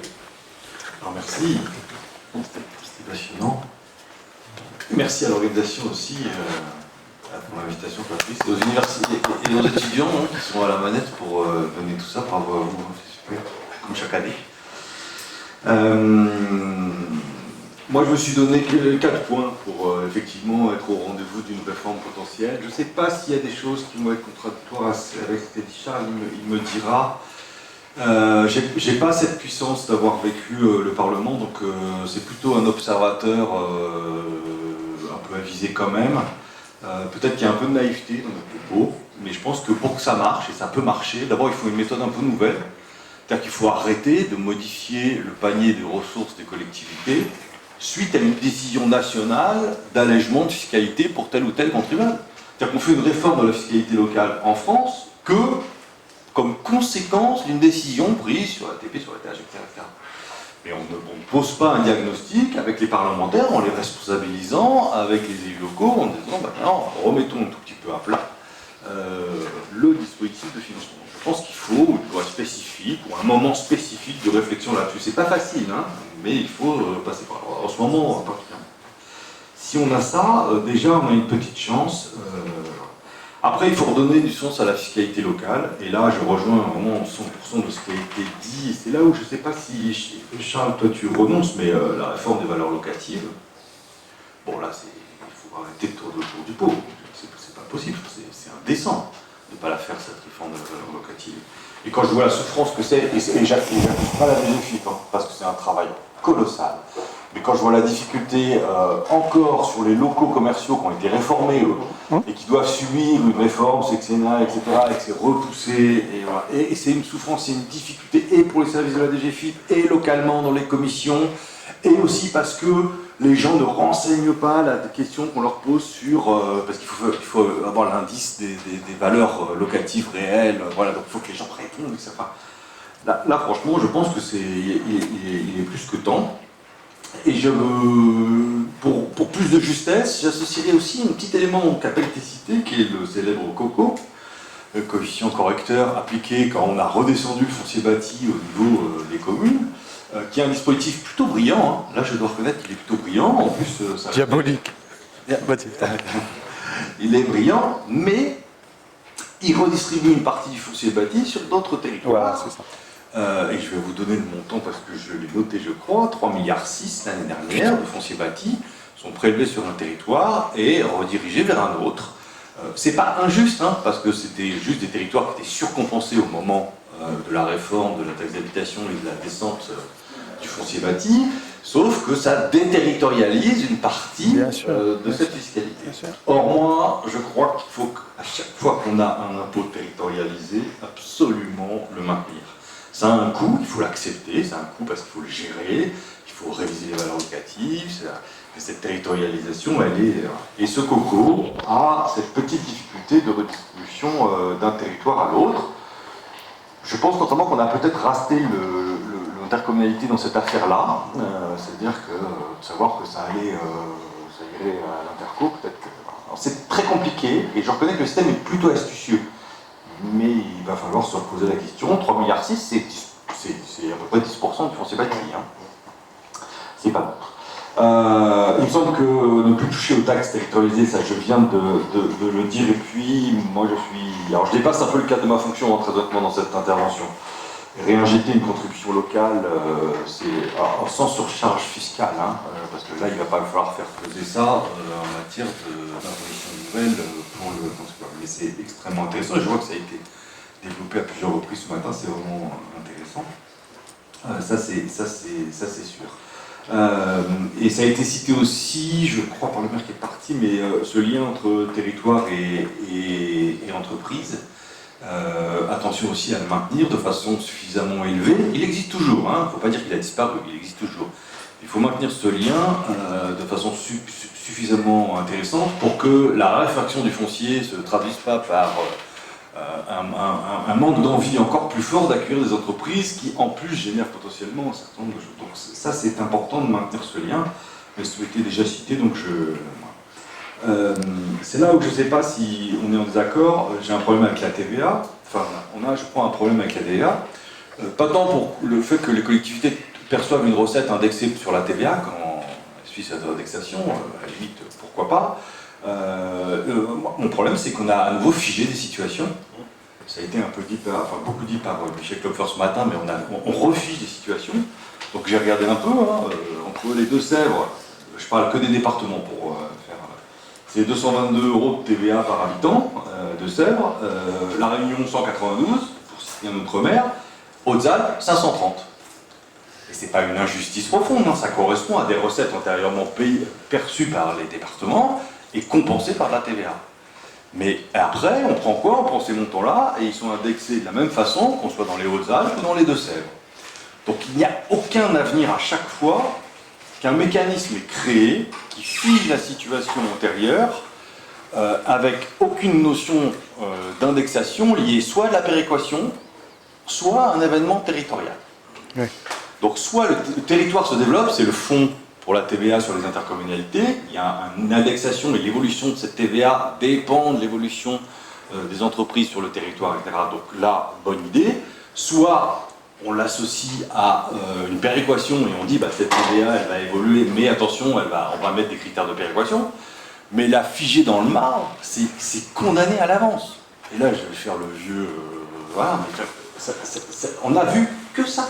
Tous ceux qui sont là depuis plus de 15 ans n'ont vu que ça. C'est-à-dire, à un moment, on fige, alors des CRTP, PNGIR, etc. Et je ne reproche pas aux parents, parce que j'ai bien entendu les arguments qui ont été fixés, et finalement, même quand on a l'ambition au départ, dans les textes de loi, d'y mettre une indexation de l'évolution, on fait très vite à faire, et j'ai entendu ça, Charles, très clairement. Voilà. Donc c'est une responsabilité qui est collective. Après, le système de dotation, c'est pareil. Je pense qu'il faut définitivement, et là il y a des experts plus grands comme Luc Alain ou Jacques Lefebvre, mais dans ces notations-là, il faut impérativement maintenant décider du passé qu'on solde ou pas. Hein. Donc toutes les anciennes compensations qui sont réinjectées dans les dotations, et après elles servent de base d'ajustement ou pas, et puis c'est la DCRTP, etc. Il faut collectivement se poser la question de savoir comment on les fait évoluer, et, voilà, et ne plus en créer surtout, ne plus créer de ces recettes qui sont figées dans le temps. Vous aviez des entreprises, vous n'en avez plus, vous percevez toujours écrété, mais une partie de ces recettes. Vous n'en aviez pas des entreprises, vous en avez, ça n'a aucun effet sur cette... voilà. Donc du coup, mais vraiment, maintenant c'est facile, on voit les mesures, on voit les réformes appliquées, et finalement avec un petit peu d'expérience, on sait automatiquement que la DCRTP ça n'a pas d'avenir, que le FNGIR va souffrir de critiques, et je suis quasiment sûr que la TVA va subir le même effet de critique. Ensuite, il y a à buter sur le poids de la péréquation. Alors, je vois qu'il me reste qu'une minute, mais 1 minute 30, mais c'était ma partie la plus longue normalement. Mais cette péréquation, moi ce que je veux juste dire, peut-être je vais préciser qu'on a sorti le pré-rapport de l'Observatoire le 18 juin, avec un gros travail des équipes de la DGCL, du département des études, et nous à l'Observatoire, l'équipe dédiée, on a travaillé sur la péréquation. Et quand on veut envisager la péréquation de demain, on a très vite un tout petit problème, c'est ce que je voulais vous citer, c'est que la péréquation elle a déjà pris un poids extrêmement important. Ça c'est le constat qu'on fait dans cette étude-là. Je vais vous citer 2 chiffres. Dans 51% des communes, dans une commune sur 2, le poids des recettes liées à la péréquation, alors au sens très large, y compris les droits de mutation dans les petites communes qui sont redistribués avec des critères par le département, y compris le FPIC, DSR, la DSU pour les camps, etc. Et pour une commune sur 2, le poids de ces recettes, c'est déjà plus de 14% de leurs recettes. Donc cette péréquation, elle occupe déjà un espace assez fort dans les recettes des collectivités. En milieu rural, il y a une ultra-dépendance, et dans le rural de très peu dense, c'est vraiment une dépendance très forte à ce moment de péréquation. Donc il faut vraiment mesurer ça. Dans le milieu urbain, il y a aussi parfois une très grande dépendance, puis à la fois des très gros contributeurs, donc vous avez des doubles phénomènes de ce type-là. Donc il faut d'abord faire ce diagnostic-là. Et après, ce que je voudrais dire sur notre résultat sur les péréquations, c'est qu'on n'a pas regardé si ça corrigeait le potentiel fiscal, etc. On a regardé, nous, s'il y avait des comportements financiers associés à ça. Et ce que je peux résumer, mais alors vraiment c'est très résumé, il faudrait mieux aller voir l'étude ou suivre notre webinaire du 3 juillet, c'est jeudi prochain. Vous pouvez vous inscrire en allant sur dataolgl.fr, notre plateforme. Mais pour le faire très simplement d'un point de vue financier, ce qu'on constate, c'est qu'il n'y a pas d'effet d'aubaine, c'est-à-dire d'être bénéficiaire d'une péréquation et d'être très dépendant de la péréquation ne génère pas un niveau de dépense supérieur, bien au contraire. On a fait tourner des modèles, notamment pour les communes de moins de 10 000. Là où vous avez une part de dépendance à votre part dans les recettes supérieure de 1 point au mécanisme de péréquation générale, vous avez des dépenses inférieures de 1,2 ou 1,3% de mémoire. Donc il y a un effet inverse. Donc il n'y a pas un effet. Et pareil sur l'investissement, et pareil sur l'épargne. C'est-à-dire que plus vous êtes dépendant à la péréquation, ça ne vous donne pas un niveau d'autofinancement qui déborde par rapport à ceux qui seraient moins dépendants à la péréquation. Donc c'est un premier résultat qui est important. Et la gestion n'est pas différente de celle des autres collectivités dans le sens où vous allez vous puiser dans la fiscalité. Alors ça c'est surveillé par l'effort fiscal, voilà. Vous allez puiser dans la fiscalité plutôt plus que les autres. Et surtout vous allez bien faire de la dette. Votre niveau de dette est plutôt plus faible en niveau. Par contre, il est plutôt plus élevé par rapport à votre épargne. C'est-à-dire que vous mobilisez quand même cette épargne à due concurrence de l'autofinancement. Et on aura de cesse de répéter que le calibrage de cette dette, l'ambition en matière d'investissement est très lié à la capacité de la collectivité à construire un autofinancement, une épargne brute, solide ou pas. Donc il y a utilisation de l'endettement aussi à hauteur des capacités d'autofinancement dans les secteurs, très dépendants à la péréquation aussi. On a fait les communes, on a fait les ensembles interco en consolidant les communes et les intercollectifs. Donc je vous renvoie vers cette étude. Donc la petite tentation actuelle là, c'est que dans la réflexion des moyens, et on se dit, finalement, il va y avoir la réflexion des moyens, on a la solution, c'est la péréquation. Donc rappelons quand même que cette péréquation est déjà très bien installée. Moi, il me semble que nos résultats montrent elle fonctionne plutôt bien. Voilà. On n'est pas obligé de souhaiter tout le temps non plus, hein. Il y a des choses qui plutôt bien. C'est probablement améliorable sur les critères utilisés, sur le mélange de multiples dotations qui s'entrecroisent. On peut être bénéficiaire de la DSU, mais écrété sur sa DGF de façon péréquée pour les autres. Voilà, il peut y avoir quelques contradictions comme ça, mais globalement, nos résultats, en tout cas liés aux finances, montrent que il y a une partie de cette péréquation qui fonctionne plutôt bien, même si le système est améliorable. Mon dernier point, et c'est hyper rapide, et ça rejoint des propos que j'ai trouvé très intéressants de Michel Bouvier ce matin sur la responsabilisation des collectivités, et sur le fait qu'effectivement, il y avait un réflexe des collectivités. Alors, vraiment, je sors de ma fonction quand je dis ça, mais je pense que le fait d'imaginer des fonds spécifiques gérés par les collectivités, des mises en réserve, il y a eu sur les droits de communication dans les départements, mais si les collectivités pouvaient être amenées à autogérer leur niveau de risque et ne pas se tourner effectivement de manière systématique vers les collectivités, vers l'État, pardon. Oui, vers l'État. Ouais. Ça serait quand même un mécanisme assez intéressant. Pour peu que ce soit géré par les collectivités elles-mêmes. Alors c'est une responsabilisation forte, hein, parce qu'il faut qu'elles se mettent d'accord entre elles, et puis il faut gérer ces fonds, et puis après il faut... Un conclave. Un conclave. Voilà. Donc moi je crois à la responsabilité collective des décideurs locaux, d'une façon générale, donc je trouve ça intéressant. Voilà. Alors j'ai un problème pour mettre en place, on a un problème pour mettre en place n'importe quelle solution actuelle, c'est que quand il n'y a pas de moyens à rajouter, ça capote. D'accord ? Je crois que là on est très très clair. Hein ? Peut-être. Mais remarque, sur mes propos d'avant, je n'ai pas forcément fait du lénial non plus, donc je reconnais ça, parce que j'équilibre. Non, mais s'il y a pas. Non, mais là, je fais du Pyrrhus-Bone peut-être aussi. C'est-à-dire que ceux qui ont essayé, c'est-à-dire que si on n'arrive pas à rajouter à l'instant T un moment, donc dans le moment qu'on vit actuellement, ça va être très dur d'être très ambitieux. Parce qu'il y a tout ce qui a été exposé ce matin, et qui est totalement juste, c'est. Voilà. Alors je vais finir par un regret, parce que il ne faudrait pas qu'on rate une prochaine fois à nouveau cette étape, mais dans l'effort d'allègements fiscaux qu'on a fait absolument phénoménaux sur des taxes territorialisées, j'ai un seul regret, et ça date de la suppression de la TH dans les régions en 2001. C'est-à-dire déjà à l'époque, je me souviens, si au lieu de faire un 100% allègement pour les contribuables, on avait consacré une partie de l'effort à réorganiser ces licences locales, ça aurait été facile, compte tenu des montants en jeu. Alors, la suppression de la TH, la suppression de la CVE, la division par deux des bases de CVE, que l'État a quasiment entièrement financé par d'autres recettes, on prenait, je sais pas, 20% du montant, et on n'allégeait pas la taxe d'habitation pour des gars comme moi, pour lesquels c'est allé directement sur mon compte épargne, et ben on faisait une réforme un peu ambitieuse des collectivités. Alors, je ne sais pas, moi, quand la TH régionale a été supprimée, ça m'a fait gagner 5 €, parce que j'avais 5 enfants, et donc les abattements pour charges de famille montaient très haut.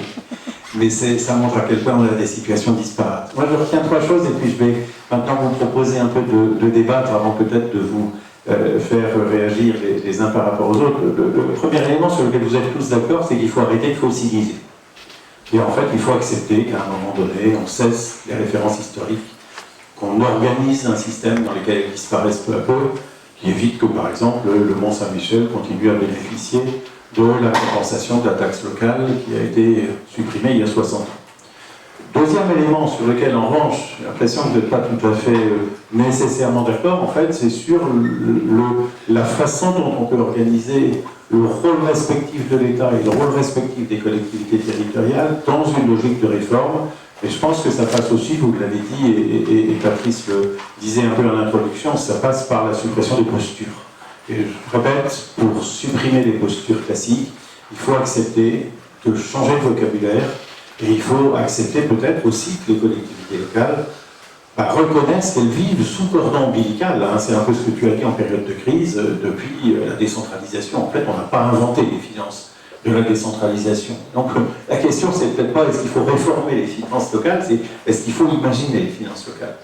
Puis le troisième point, alors celui qui m'inquiète, hein, quand j'entends Nicolas dire il y a plein de choses à financer, sauf que on n'a pas les moyens de le financer avec le niveau de la dette publique.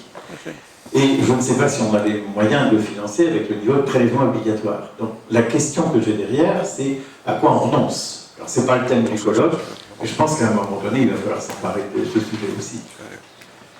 Première question. Je suis actuellement directeur général de l'AFL, la Banque des collectivités locales, et c'est marqué sur mon badge, l'ancien directeur général de France Urbaine. On a partagé la thèse de loi ensemble. Je vais essayer presque de répondre à ta question, finalement, en faisant le lien avec ce qu'on se disait ce matin. Ce matin, on parlait du déficit de l'État, de la part de responsabilité des collectivités locales là-dedans. Il y a une chose que j'aime bien rappeler, ça a été un tout petit peu rappelé. Dans la situation dans laquelle je suis aujourd'hui, c'est-à-dire à la fois aller chercher de l'argent sur les marchés financiers et donc avoir conscience que la situation de l'État est déterminante pour la situation des collectivités locales, mais je constate aussi l'inverse. La situation des collectivités locales, notamment pour les questions de transition, est déterminante pour la situation de notre pays, voire même du monde. Et donc cette interdépendance, il ne faut pas qu'on l'oublie. Donc souvent quand j'entends, y compris les élus avec lesquels j'ai travaillé à France Urbaine, mais dans toutes les associations d'élus, quand on entend nous on est bien géré parce qu'on a une dette à 8% du PIB, et donc que l'État balaye devant sa porte, j'aime rappeler que depuis, on l'a rappelé depuis la descente de nombreuses années, depuis 1973, on est en déficit. Ce déficit de l'État, il est inférieur aux dotations que l'État continue de rembourser, parce que c'est effectivement indu, aux collectivités locales. Donc du point de vue macro de Bercy, et en fait, c'est de l'argent qui est emprunté par l'État, qui va dans les caisses des collectivités locales. Donc quand on dit que notre dette est maîtrisée, il y a une dette grise, en fait, qu'on ne veut pas voir, qui est le fait que l'État va sur les marchés chercher ce qu'il nous doit. Alors quand je dis ça, c'est... Attends Olivier, tu changes de camp là. En fait, je l'ai toujours dit. Je l'ai toujours dit, y compris quand j'étais délégué général de l'Association des communautés urbaines de France. À tel point qu'on avait même proposé à l'époque, je ne sais plus à quelle suppression de taxes c'était, etc., ou la réforme de la DGF. Oui, si, je sais. C'était au début du quinquennat Hollande, quand il avait dit... ce qu'on avait proposé comme deal, il vous faut combien? Alors c'était 13 milliards à l'époque. Et un deal possible, c'est vous supprimez 100% de la DGF et vous nous donnez à 85% l'équivalent en fiscalité. C'est-à-dire, vous faites la même économie, mais sauf qu'on arrête les dotations et nous on est responsabilité sur la fiscalité. Ça, c'était à l'époque sans doute un deal possible. Autre point sur lequel comme je ne suis pas sur ce sujet-là tout à l'heure, j'en profite. Autre point qui est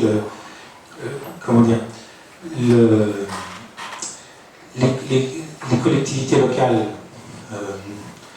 aujourd'hui, quand on compare leur part dans les comptes des nations européennes, il y a un rapport de la Cour des comptes pour les 40 ans de la décentralisation qui l'avait pointé, je ne sais plus à quelle page. Ça a été revu dans une note de France Stratégie également. Quand on fait une corrélation entre la part prise par les collectivités locales et les déficits publics globaux des États, eh bien ce sont les États qui confient le plus aux collectivités locales qui maîtrisent le mieux leur déficit public. Donc ça rejoint ce qui a été dit tout à l'heure.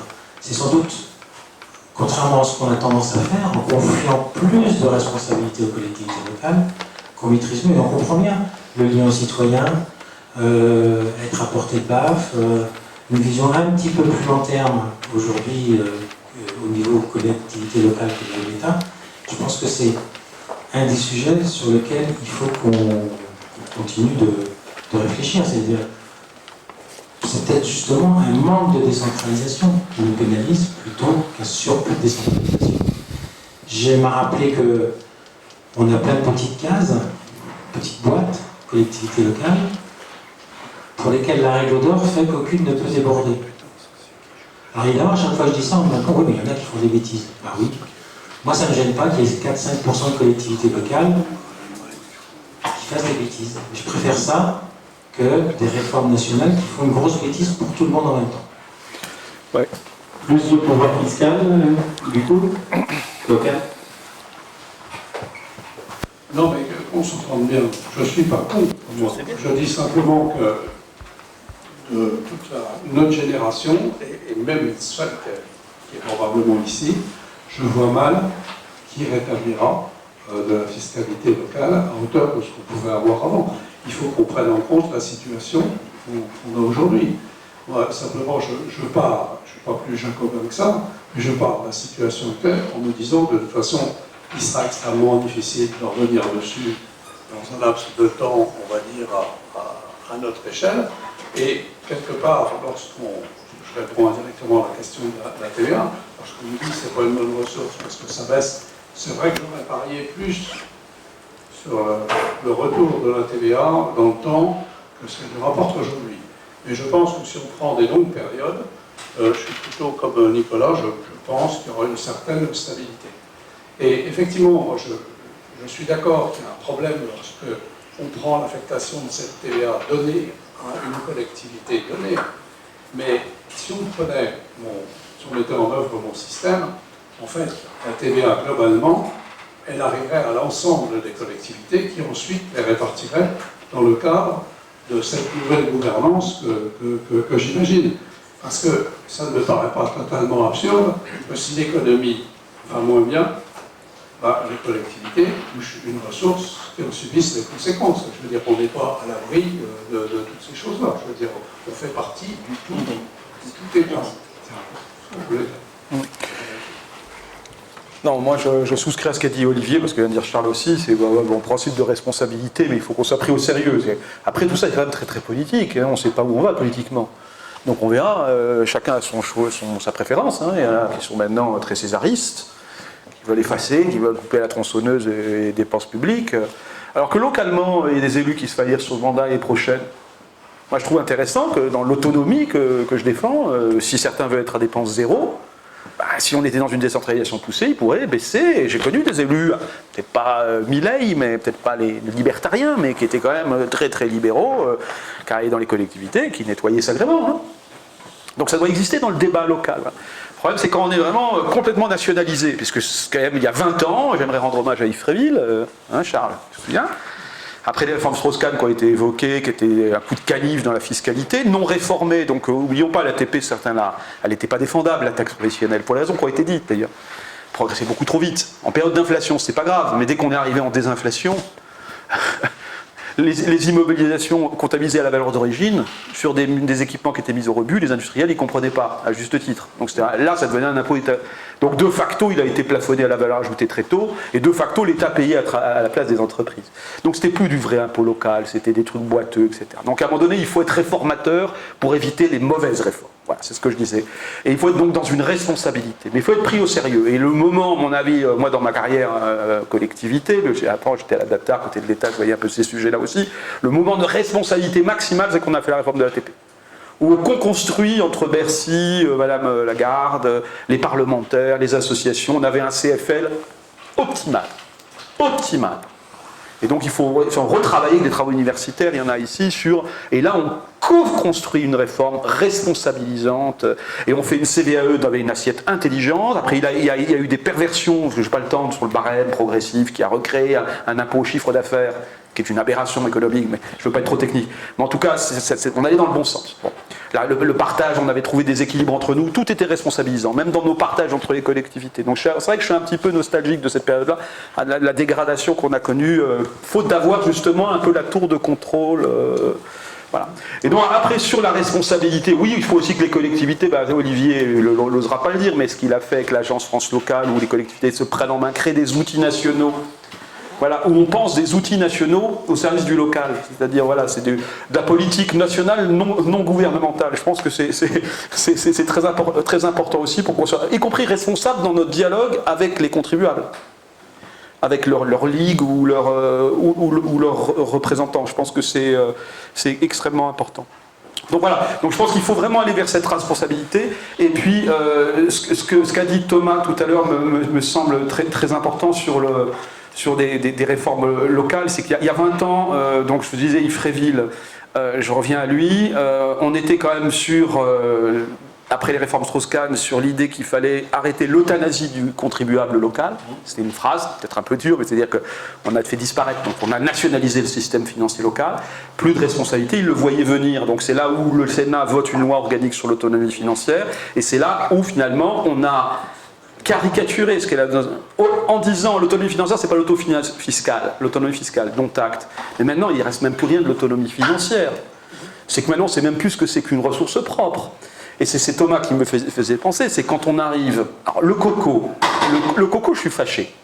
Parce qu'on avait proposé, ça rejoint tout à l'heure, dans la redescente de la taxe foncière des départements pour la MTH, qui est une échelle de perception intercommunale, avec des possibilités de répartir entre communes, etc., pour éviter cette horreur où on déterritorialise, et bientôt, quand il y aura un nouveau candidat à la présidentielle qui dira « Regardez la taxe foncière, elle n'est même pas payée, elle est payée, le Gers paye pour le Grand Paris », parce que c'est ce qui se passe, que les 3 milliards, et je le dis devant le président Fournier, mais c'est la ruralité qui va avoir l'impression de payer en fait des compensations, des vases communicants. Mais tout ce qu'on a réussi à faire, c'est une horreur de plus, une déterritorialisation, alors qu'il n'y a pas plus territorial que l'impôt foncier. Tout ça, c'est parce qu'on a refusé, et donc certaines associations de collectivités sont un peu responsables de ça, de faire un partage à l'échelle intercommunale, parce que là, ça passait à peu près en descendant le foncier département à l'échelle bassin de vie, il n'y avait pas besoin de faire ces transferts de taxes foncières qui passent de toute la France.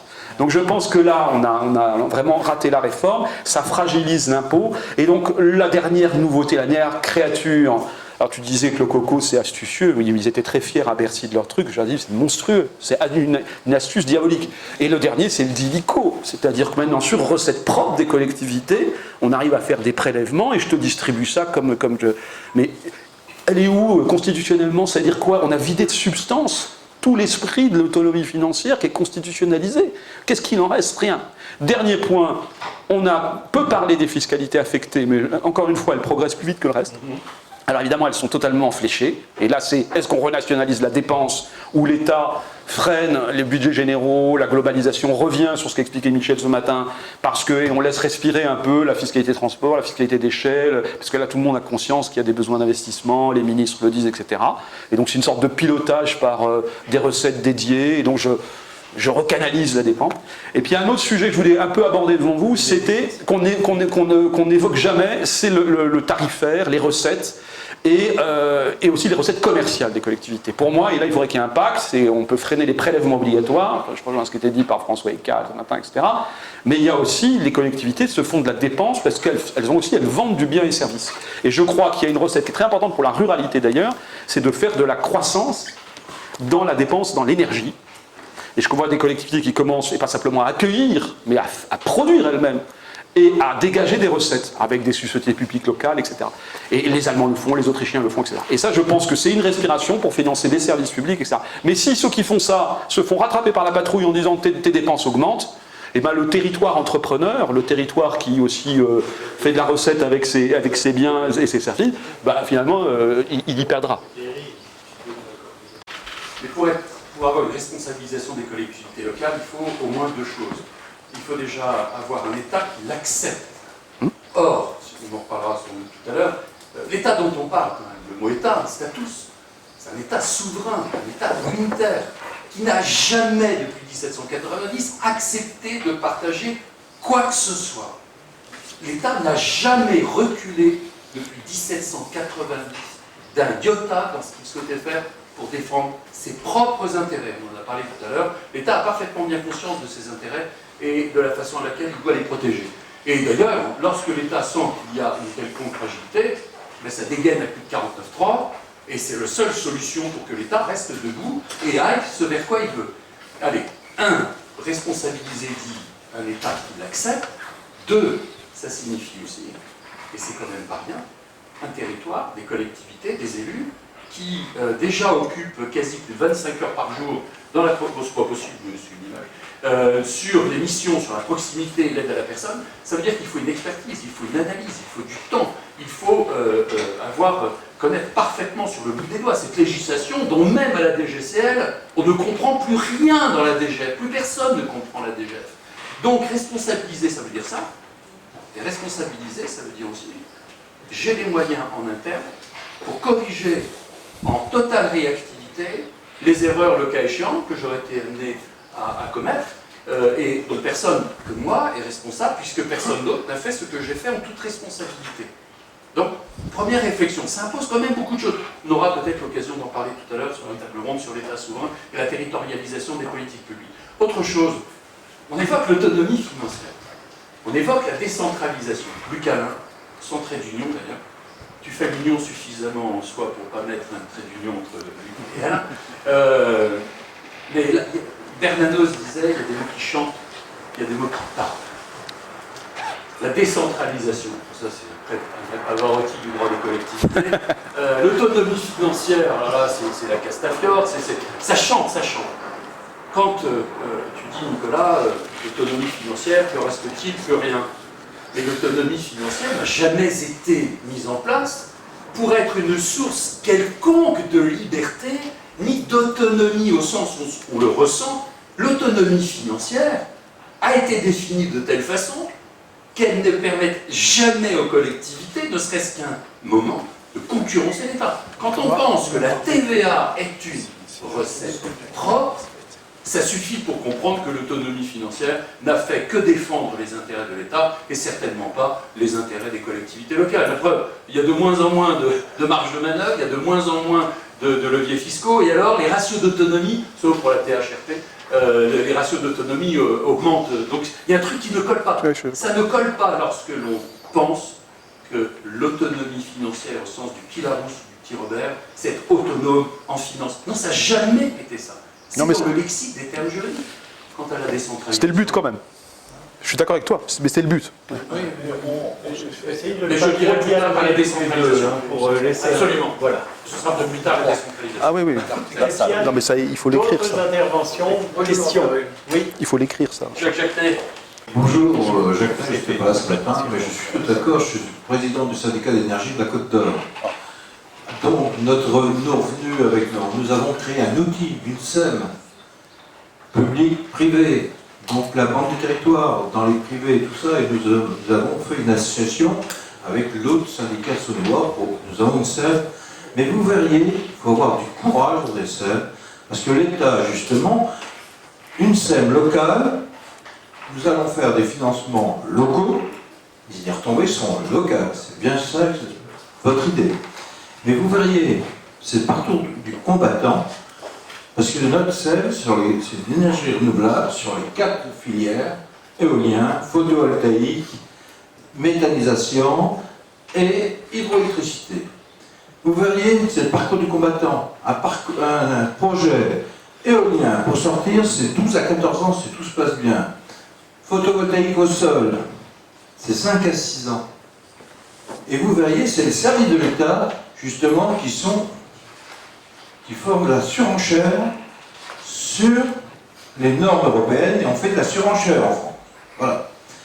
Donc vous voyez, moi nous l'avons bien compris, puisqu'on va créer cet outil.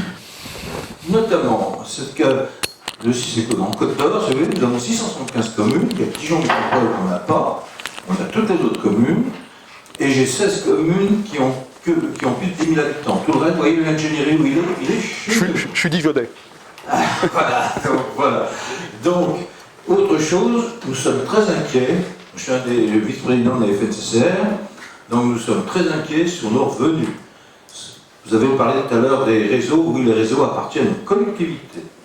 Et nous sommes très inquiets sur les revenus, sur ce qui se passe, déjà avec la loi de finances de 2025, sur la TCCFE, c'est la taxe communale sur la consommation finale d'électricité, et le FACÉ. Alors là, nous avons 2 sujets sur lesquels nous sommes très inquiets. Ça représente quand même 60% des syndicats, des revenus des syndicats. Si on nous touche sur ces caches-là, la loi de finances, on va jusqu'à tel point, la TCCFE en France, c'est 600 millions. Le FACÉ, c'est 365 millions. On n'est pas loin du milliard. Et ça, c'est quand même 60% des revenus. Et nous, on aide nos communes avec ça. Je suis bien. Voilà. Enfin, ça montre en tout cas, vous ne manquez pas d'énergie pour avoir monté le système. Ce que vous dites sur le poids de l'État dans un dispositif me rappelle, Michel s'en souvient peut-être, un propos que j'avais entendu d'Alain Lambert, lors d'un colloque qui s'était tenu, je crois, à Rabat, qui avait dit « L'État déconcentré est excellent en cas de crise et horrible dans la gestion quotidienne ». Alors je ne sais pas si vous le ressentez comme ça, mais est-ce que une des solutions, justement, c'est pas, enfin je le laissais un petit peu entendre en introduction, de redonner du pouvoir au préfet pour vivre la décentralisation au niveau local de façon beaucoup plus efficace? Dans certains domaines, je ne suis pas contre. Je dirais même qu'il faut qu'il y ait une déconcentration de l'État, ça aucun doute. Et d'ailleurs, on a fait pas mal de rapports au Sénat ces dernières années pour que les préfets retrouvent localement du pouvoir. Mais je pense que ça n'empêche pas que nous avons besoin que les collectivités locales puissent librement s'administrer. Et c'est pour ça que je revendique un peu le système que j'évoque, c'est-à-dire on a bien une répartition des finances qui devrait se faire de l'État vers les collectivités, et ensuite, au niveau des collectivités, je veux dire, il faut qu'elles puissent aussi se prendre en main, et je ne vois pas pourquoi elles ont besoin de l'État pour faire ces répartitions, parce que ça fige le système. Et pour cela, on aurait besoin d'un CFL plus fort, tu évoquais le CFL d'une époque, enfin, etc., mais qui puisse reprendre quand même les choses en main. Le président était rapporteur du budget, ça pesait, quoi. Oui, d'accord, mais il faut peut-être... Oui, enfin, je ne vais pas rentrer dans certains détails. Mais je pense que nous avons besoin de cela, et ça fait partie de la réforme. Et lorsque j'évoque aussi une autre réforme, si on partait des besoins et des dépenses, et non plus des recettes, on supprimerait une grande partie des problématiques qu'on a évoquées tout à l'heure. Est-ce qu'il y a d'autres questions dans la salle? Réactions, remarques? Oui. Le président Jacquenet vous a parlé de la scène et du CIO, de l'activité, mais ça va beaucoup plus loin, parce que l'État reprend la main sur la distribution de l'argent que nous, hier, nous collections. Or, cet argent-là, comment il va le redistribuer? Je ne veux pas me faire un enfant de malheur, mais quand je regarde ce qui se passe sur les CAUE, où l'État retarde ses paiements et met en difficulté plusieurs CAUE départementaux, ça nous pose réellement la question, peut-on confier, est-il raisonnable de laisser l'État prendre la main sur des recettes que nous avions? Ça, c'est une question qui est importante, parce qu'on l'a dans un panel de domaines. Et j'enlève un petit peu là, j'enlève un petit peu là, j'enlève du jour au lendemain, mais vous vous retrouvez en grande difficulté, parce que ce que vous comptez n'arrive pas en temps et en heure. Sur la taxe d'aménagement, en l'occurrence, je pense qu'il y a un vrai problème de transfert d'organisation. Ça me semble évident. Je ne suis pas complètement certain qu'une fois, je vais dire, la crise passée, ou en tout cas la mise en place du nouveau système passé, vous vous retrouviez face à la difficulté. Mais du coup, ça m'appelle une autre question, notamment par rapport à ce qu'on a évoqué tout à l'heure sur la difficulté à aller au fond des réformes, et notamment sur la révision des valeurs locatives, par exemple. Je veux dire, aujourd'hui, on a un système dans lequel, il me semble que c'est positif, l'État est quand même le fermier général de l'essentiel de la fiscalité. Alors, vous l'avez vu sur la taxe d'habitation en résidence secondaire, avec les défauts qu'elle connaît depuis 3 ans, et le fait qu'en 2023, il a assumé entièrement le coût de ses erreurs, ce qui est quand même, pour les collectivités qui en touchent beaucoup, une relative sécurité.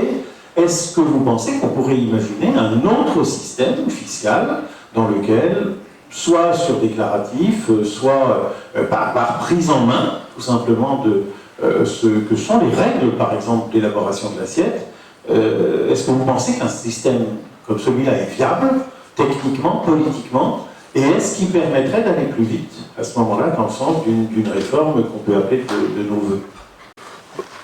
Je pense qu'il faut que maintenant on ait vraiment une théorie de la décentralisation un peu solide, un bilan, une théorie, puis même les mots, peut-être les rafraîchir un peu, décentralisation, pouvoir locaux, autonomie, pensé de la subsidiarité, on a un peu parlé de nos grandes sœurs qui sont devenues parfois des grandes surveillantes générales, les régions, voilà, ça change, beaucoup de choses ont changé dans les rapports aussi interniveaux de collectivité. Je pense qu'il y a beaucoup de relations à repenser. Je crois qu'il faut quand même aussi que les collectivités soient au niveau de leurs revendications, les corps intermédiaires en général, avec l'épisode de la semaine, là, bon, je plaisantais sur le conclave, mais c'est assez préoccupant de ne pas arriver à trouver des accords.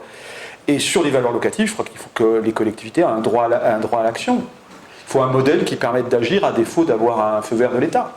Pour ceux qui en ont marre de l'iniquité, qu'ils puissent prendre les devants et moderniser leurs valeurs locatives. Et donc il faut des droits d'option de ce type. C'est pareil dans les pactes financiers. Il faut toujours une notion de repli si les élus ne se mettent pas d'accord. Il faut toujours une notion de repli si les élus sont fautifs, ne respectent pas la loi. On a quand même des cas comme ça. Il ne faut pas que la loi en demande trop. Il y a des choses en effet.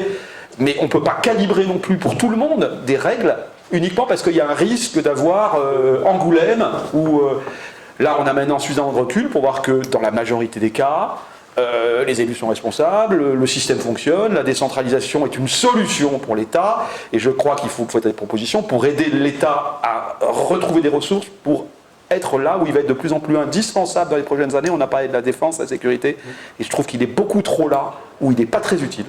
Il n'est pas assez là, où il est absolument nécessaire. Moi, je me préoccupe d'aménagement du territoire parce que je le trouve indigent sur la stratégie nationale. On l'a vu sur le ZAN. Il a dit aux régions, tout le monde a la même règle. Il ne sait même plus répartir des objectifs, etc. Mais alors, en revanche, il supervise les PLH, les documents, etc.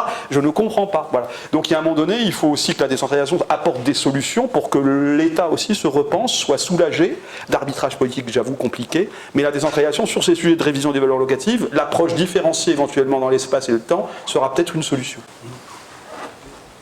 Oui, simplement pour les valeurs locatives, la révision, j'ai vu dans mon département, qui est un département rural à côté, en Haute-Marne, le système étant totalement inadapté à notre département.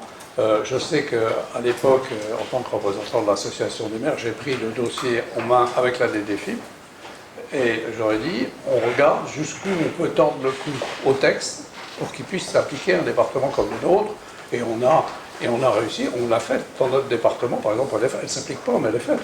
Hein, parce qu'on a violenté les textes, parce que c'était complètement etc.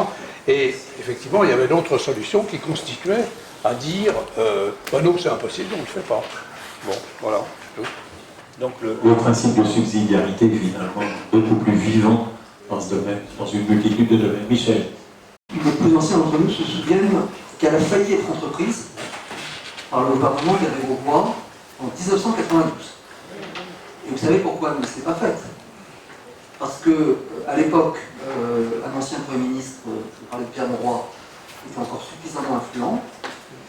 Les valeurs locatives dans le département du Nord sont extrêmement basses, les taux sont extrêmement élevés, et qu'à partir du moment où on harmonise sur le territoire, on augmente le potentiel fiscal des communes du Nord, on baisse leur effort fiscal. Je rappelle que tout ceci se fait pour chaque commune à produit fiscal constant. Donc quand on augmente les bases, on baisse les taux, on fait ça. Et que par conséquent, les communes du Nord étant pénalisées, on a refermé tout aussi. Je voudrais aussi rappeler que ce qui contraint aujourd'hui l'évolution des valeurs locatives, c'est l'exiguïté des territoires. Quand on est à Paris, à Lyon, j'imagine à Dijon, on arrive à harmoniser entre des logements sociaux, du pavillonnaire et des bâtiments CSP+. Quand on est dans des communes extrêmement typées, je ne vais pas forcément les prendre en région parisienne, mais quand on prend d'un côté Vaux-en-Velin et de l'autre côté Collonges-au-Mont-d'Or, d'un côté on a quasiment que du HLM et de l'autre on a quasiment que du pavillonnaire et du bâtiment de haut niveau. Et par conséquent, dans le premier cas, on augmente les bases, on baisse les bases, on augmente les taux, et par conséquent, on fait un coup d'épée dans le vent. Je voudrais d'ailleurs, désolé vis-à-vis de Nicolas, tout à l'heure tu nous as dit, le COCO, il aurait fallu le faire au niveau intercommunal. Sur le fond, je suis d'accord avec toi, sauf que malheureusement, ça ne marchera pas. Parce qu'il y a un certain nombre de dispositions qui ont été prises et qui reposent sur des accords intercommunaux. On va en prendre quelques exemples. La loi RCT, qui a quand même maintenant 16 ans d'âge, a prévu une possibilité de DGF intercommunal a prévu aussi une possibilité d'harmonisation de la TH qui existait à l'époque, du foncier bâti. Aucun exemple sur le plan national. On a une possibilité depuis 4 ans d'avoir des communautés, 0 exemple aussi. Et le Parlement ne me semble pas extrêmement favorable au fait intercommunal, et j'en veux pour preuve qu'on avait prévu que lorsque la taxe d'aménagement était communale, il y avait une obligation de reverser une quote-part à l'intercommunalité, et vice-versa. Et puis c'est devenu asymétrique. Quand elle est intercommunale, il y a obligation de reverser aux communes, mais quand elle est communale, il n'y a pas obligation de reverser à l'intercommunalité. Donc on a un vrai problème de gouvernance sur ce point. Merci. C'est tout à fait exact. Hein, notamment l'histoire de 92, je l'ai aussi vécu dans un autre contexte, avec un point particulier qui cette fois porte sur l'équité fiscale, c'est que faire la réforme à produit constant, en fait, ne changera rigoureusement rien à l'équité fiscale entre territoires. Nous avions montré dans un document qui avait été publié en 2018, en fait, le différentiel entre l'évolution des valeurs patrimoniales et celle des valeurs locatives dans la France entière. Et si on réforme les valeurs locatives sans mettre en place un système de redistribution globale du foncier, on restera dans la situation où certes les valeurs locatives auront éventuellement augmenté quelque part, mais comme les taux auront baissé, les propriétaires paieront exactement la même chose, ce qui veut dire que ça ne résout pas nécessairement aussi le problème d'équité. Alors j'ai peut-être une dernière question, parce que je vois effectivement le petit tour, pour revenir à ce que tu disais sur le travail que vous avez fait dans le cadre de la péréquation, et notamment le fait que, quelque part, le système est plutôt un facteur d'autofinancement et donc de levier sur l'investissement à cet égard-là. Est-ce que vous pensez que dans une relation de confiance meilleure entre l'État et les collectivités locales, la piste de l'abandon des dotations d'investissement versées par l'État, avec une substitution partielle ou totale, je ne sais pas, sur les dotations de fonctionnement, une piste qui serait sérieuse? Est-ce qu'elle traduirait une plus grande confiance de l'État dans les collectivités locales, ou est-ce que vous pensez que c'est une voie qui ne sera pas concrétisée? Moi, je vais répondre très rapidement que l'État, qu'on doit continuer à donner des dotations globales, que l'État doit les donner à l'ensemble de collectivités locales. Je pense que ça doit se poursuivre comme ça, parce que ça doit rester des dotations d'investissement. En revanche, et pas de fonctionnement. En revanche, qu'il y ait une distribution, on va dire, qui se fasse par les élus, dans le cadre d'une libre administration, même si on n'est pas dans un État fédéral, j'estime que ce sera une progression dans la libre administration des collectivités. Parce que libre administration ne signifie pas nécessairement gérer uniquement son propre cas, mais c'est aussi savoir vivre collectivement ensemble.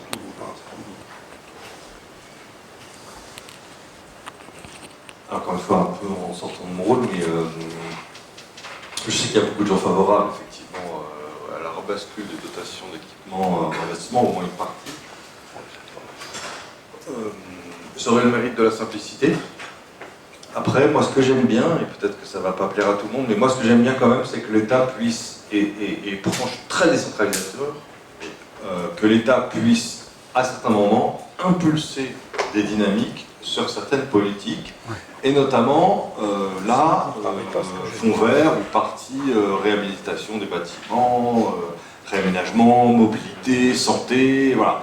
Donc je trouve que cet angle-là, alors peut-être que ça peut aussi créer des problèmes de fonctionnement, mais j'aime bien l'esprit quand même, pas d'État et collectivité, mais à un moment aussi, dans son rôle, l'État qui impulse des priorités. Donc pour moi, il faut aussi maintenir cet angle-là. Moi, j'ai très peu parlé des enjeux environnementaux parce que Nicolas, qui est à côté de moi, connaît beaucoup mieux, mais je reste persuadé que c'est un enjeu crucial pour le volume d'investissement, ce qui me fait un tout petit peu contredire François Descales, pour lequel j'ai pourtant la plus grande admiration, c'est que l'enjeu des 10 prochaines années, il est quand même de maintenir un niveau d'investissement élevé dans le secteur public local, pour les raisons de mobilité, bâtiment, développement, nouvelle mobilité ou ancienne, hein, peu importe, milieu collectif ou voilà, et qu'il y a des enjeux de ce type-là, Voilà. Alors peut-être qu'on peut réfléchir à certains équipements, leur utilité, leur répartition, peut-être s'appuyer plus sur l'intercommunauté, sur la répartition d'un certain nombre d'équipements. Mais fondamentalement, il faut que les communes, il faut que les intercommunautés, il faut que les départements et les régions gardent un moyen et une ambition sur l'investissement. Sinon, on va repartir sur le cycle de 2014, alors même qu'on nous dit que nos enjeux environnementaux, climatiques, alors pour les émissions comme pour l'adaptation, vont beaucoup passer parce que les collectivités vont générer lors de ce mandat-là et le mandat suivant. Coupons pas la patte à ça, même s'il y a des erreurs, même si peu importe, au global, des études montrent qu'elles sont au rendez-vous. On est un peu obligé de se satisfaire de ça d'ailleurs, hein, sauf si on ne croit pas à l'investissement public local, le cycle actuel est plutôt très bon. Il n'est pas extraordinaire si on corrige des prix et de la population, mais il est vraiment très bon. Et ça, c'est les collectivités, les élus, les agents, l'État, le bâtiment, le secteur du bâtiment, le secteur des travaux publics, etc., qui ont été au rendez-vous. Mais ça, on n'en parle quasiment pas. Moi, je suis très très surpris. Encore une fois, on aime bien les coups de fouet. De temps en temps, on peut aussi se dire qu'au moins sur la période des 5-6 dernières années, au lendemain du Covid, c'est reparti, alors qu'il y avait un effet prix très fort. Ça a été signalé par vous, madame, sur les prix. Je crois tout à l'heure, non, c'est pas vous, si, c'est vous, hein, sur les prix.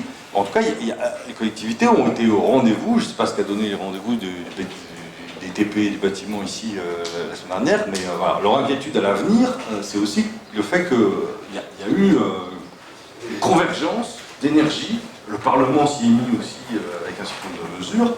Donc voilà, allez, un petit note positive pour finir en tout cas sur notre partie. Ouais. En deux mots, moi je suis pour que l'État garde une capacité contractuelle, mais sur de la plus-value, pas surtout.